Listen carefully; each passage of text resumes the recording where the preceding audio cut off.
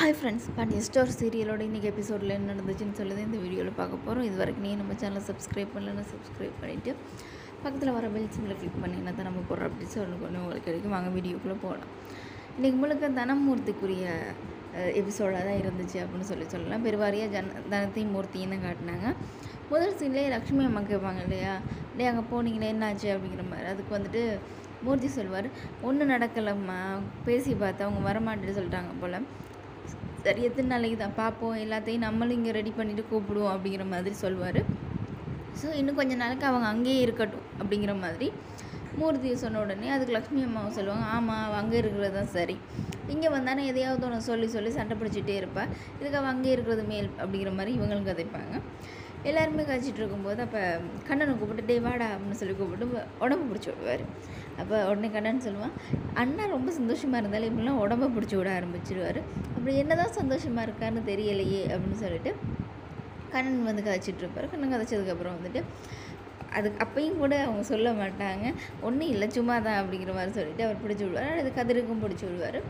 எல்லாருமே கதைச்சிட்டு இருந்ததுக்கப்புறம் அடுத்து வந்து கதிர் வந்து ரூமுக்கு போவார் இல்லையா. போனோடனே அங்கே வந்து முல்லை தூங்கிட்டு இருந்தவங்க எழும்புவாங்க. எழும்பி கேட்பாங்க, யார் கூடங்க இவ்வளோ நேரம் கழிச்சிட்டு இருந்தீங்க, ரொம்ப நேரமாக பேசிகிட்டு இருந்தீங்க, மாமா கூடவா அப்படின்னு.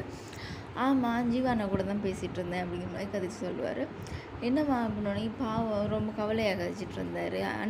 இப்போ மீனா வந்து அங்கே போயிட்டாங்க இல்லையா, அதை பற்றி தான் கழிச்சிட்டு இருந்தாங்க அப்படின்னோடனே நம்மளோட முல்லை சொல்லுவாங்க, ஆமாம் அவங்களும் யோசிக்காமல் போயிட்டாங்க, அவங்களாவது வாரது இல்லையா, ஒரு சின்ன பிரச்சனைக்காக அவங்க போனவங்க அப்படியே இருந்துடுறதா அப்படிங்கிற மாதிரி முதல்ல சொல்லுவாங்க.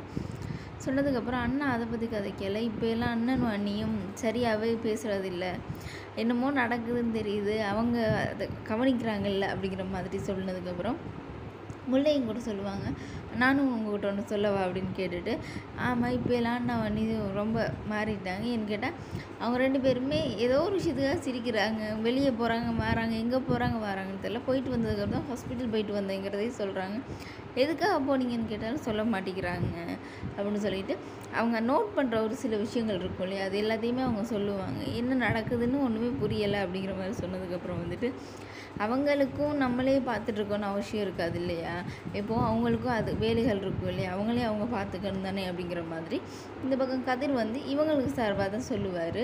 சொன்னதுக்கப்புறம் வந்துட்டு கதிர் கேட்பார், அவங்கள பார்த்துக்கக்கூடாதுன்ற மாதிரி கதைச்சா எப்படி அப்படிங்கிற மாதிரி சொன்னோடனே உடனே முல்லை சொல்லுவாங்க, ஐயோ சாமி நான் எதுவுமே சொல்லலை, நான் என்னத்தை பார்க்குறோன்னு எனக்கு தோணுது தான் நான் சொன்னேன், மற்றபடி வேறு எதுவும் இல்லை மாதிரி முல்லையை அந்த இடத்துல காய்ச்சிட்டு இருந்துட்டுப்பாங்க. சரின்னு சொல்லி ரெண்டு பேரும் யோசிச்சுட்டு இருக்கும்போது இந்த பக்கம் வந்துட்டு மறுபடியும் மூர்த்தியும் தனத்தையும் காட்டுவாங்க. தூங்குறதுக்கு போன மூர்த்தி தனத்துக்கு என்ன நடக்குதுன்னா, தனத்துக்கு வந்து காலெலாம் வலிக்கும் இல்லையா, அதனால் வந்து காலெலாம் பிடிச்சி விட்டுட்டு இருப்பார். அப்போ ரெண்டு பேரும் இதை பற்றி கதைச்சிட்டு இருப்பாங்க. ஸோ இந்த கன்சீவ் ஆனதை வந்து வீட்டில் சொல்லாமல் இருக்கிறதுனால வந்துட்டு எத்தனையோ தடவை உங்கள்கிட்டையும் சொல்ல முடியாமல் போச்சுன்னு சொல்லி இதுக்கு முன்னுக்கு நடந்த எல்லா விஷயங்களையுமே தானே சொல்லிகிட்டு இருப்பாங்க. சரி அதெல்லாம் கவலைப்படாத, இன்றைக்கி பத்திரமா பார்த்துக்குறேன் அப்படிங்கிற மாதிரி மூர்த்தியும் பேசிக்கிட்டு இருப்பார். ரெண்டு பேரும் பேசிகிட்டு இருக்கும்போது சரின்னு சொல்லி தூங்க போகும்போது தனத்துக்கு வந்துட்டு திரும்பியும் வாந்தி வர மாதிரி இருக்குன்னு சொல்லிட்டு போயிட்டு வாந்தி எடுப்பாங்க. எடுத்ததுக்கப்புறம் வந்து அது எல்லாத்தையுமே மூர்த்தி தான் க்ளீன் பண்ணுவேன். க்ளீன் பண்ணிவிட்டு உள்ளுக்குள்ளே வந்துட்டு கேட்பார், என்ன ஆச்சு அப்படின்னு. தெரியல, ரொம்ப பரட்டிகிட்டே இருக்குது அப்படின்னு. டீ போட்டு தரவா அப்படின்னு சொல்லிட்டு தனத்துக்கு வந்து மூர்த்தி போய் டீ போட்டுட்டு வந்து கொடுப்பாரு. கொடுத்ததுக்கப்புறம் சரி போதுமா அப்படின்னு சொல்லிட்டு ரெண்டு பேரும் சரி தூங்குவோமா அப்படிங்கும்போது திரும்பியும் வந்து தினமும் வாந்தி வருது அப்படின்னு சொல்லுவார். சரி அப்படி எத்தனை தடவை வாந்தி வந்தாலும் சொல்லு, நான் கூட்டிகிட்டு போயிட்டு வரேன் அப்படிங்கிற மாதிரி சொன்ன உடனே மாமா திரும்ப வாந்தி எடுத்துகிட்டு வரும்போது நீங்களும் கூட வந்தீங்கன்னா வீட்டில் இருக்க எல்லாருக்குமே சந்தேகம் வந்துடும் மாமா அப்படிங்கிற மாதிரி நம்மளோட தனம் வந்து சொல்லுவாங்க.